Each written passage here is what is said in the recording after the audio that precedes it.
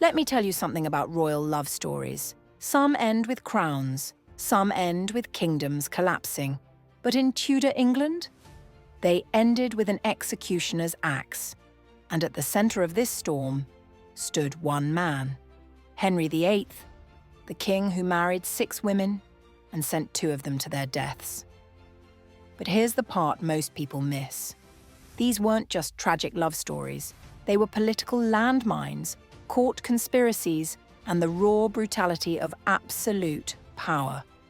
So buckle up, because today we're diving into the rise and fall, the beautiful, the terrifying, the unfair collapse of the 2 queens who were beheaded by the most dangerous husband in history. You think you already know how this ends? Think again.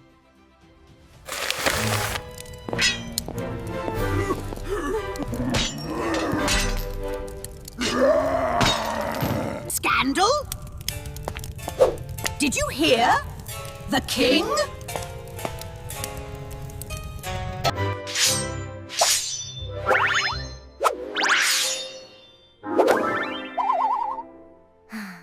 This thing weighs a ton! Well, hurry up. I haven't got all day.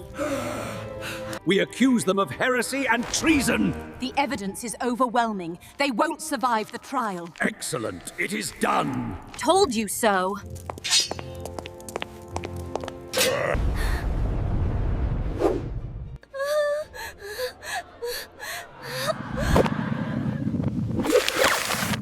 Before Anne Boleyn, England followed Rome.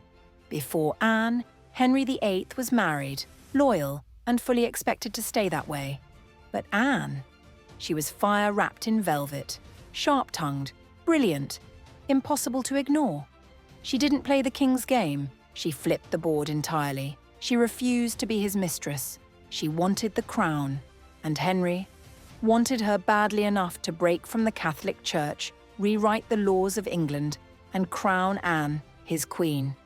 But the same fire that lifted her up would burn down everything around her. By 1536, enemies were everywhere. The old nobility, the church, the king's advisors, all whispering the same poisonous idea: Anne must fall. And when Anne failed to give Henry a surviving son, those whispers became knives, fake charges, false witnesses, accusations of treason, adultery, even incest. Does that sound ridiculous to you? Yeah. Same here. But in Tudor England, truth was whatever the king needed it to be.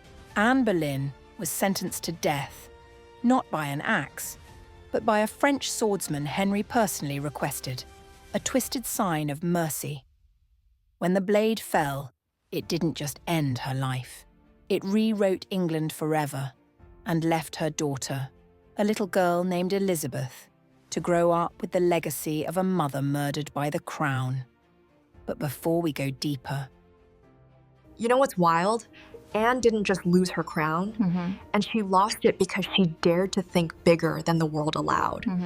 Like, do you think being ambitious was her real crime?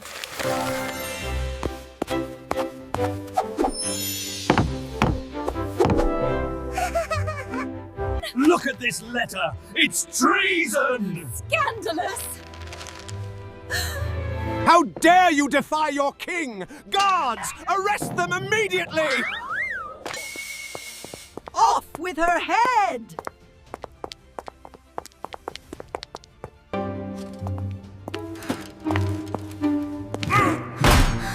Right then.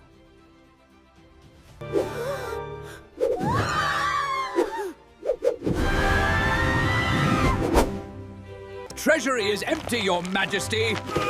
We are losing the war, sire! Now we jump 6 years later to a girl who never even asked for the throne, Catherine Howard. Young, beautiful, barely 17 when Henry, now overweight, infected, paranoid, made her queen.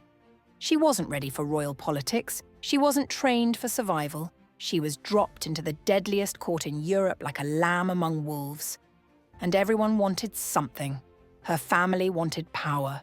Courtiers wanted influence. Henry wanted affection, the kind he'd lost years ago. But Catherine's past was the weapon waiting to destroy her. Old flings resurfaced, letters were discovered, jealous rivals whispered in Henry's ear.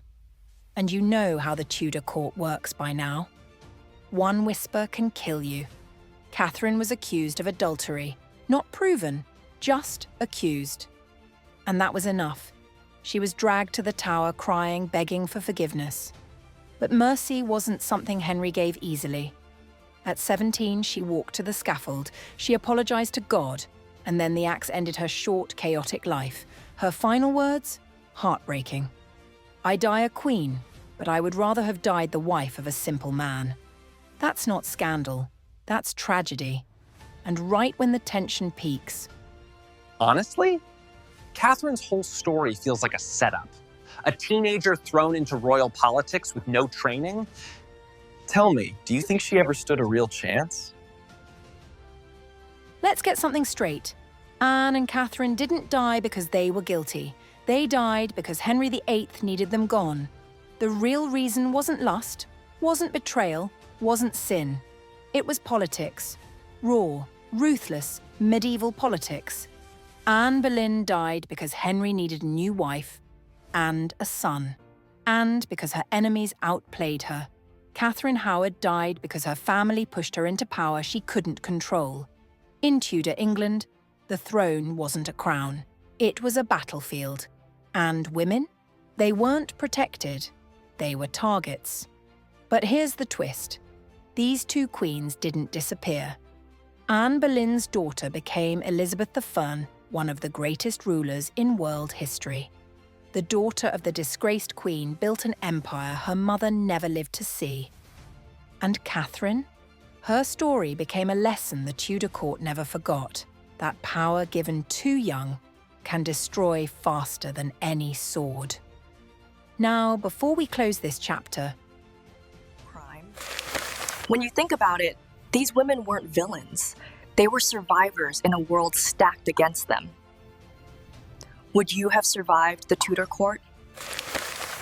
2 queens, 2 executions, 1 king whose desire changed the religion, politics, and future of England.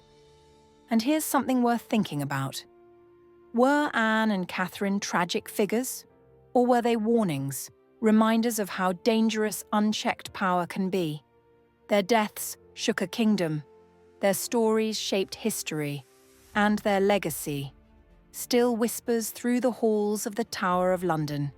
Because in Tudor England, love could crown you, but power could kill you. It's easy to judge Henry now, but his world was cutthroat. So here's a question for you. If you wore the crown, would you have made different choices? Think about it. Divorced, beheaded, died. Divorced, beheaded, and the last one survived. And that's the story of the 6 wives.